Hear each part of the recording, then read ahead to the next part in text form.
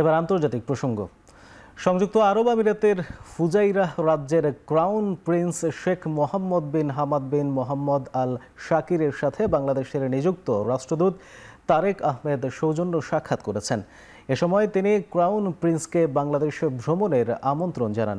এছাড়াও বাংলাদেশের সাথে বাণিজ্যিক সম্পর্ক বাড়াতে ফুজাইরাহ ও চট্টগ্রাম বন্দরের সরাসরি যোগাযোগ স্থাপনের অনুরোধ জানিয়েছেন রাষ্ট্রদূত। এমনকি ফুজাইরার বিভিন্ন বিশ্ববিদ্যালয়ে অধ্যয়নরত বাংলাদেশি ছাত্রছাত্রীদের জন্য বিশেষ শিক্ষাবৃত্তির উপর গুরুত্ব আরোপ করা হয়েছে। পাশাপাশি ফুজাইরাস্থ বাংলাদেশ সমিতির জন্য স্থায়ী ভবন বা জমি বরাদ্দ দেওয়ারও আহ্বান জানান। রাষ্ট্রদূতের অনুরোধে বাংলাদেশিদের জন্য আমিরাতের ভিসা খোলার ব্যাপারে সহযোগিতা করার আশ্বাস দেন ক্রাউন প্রিন্স।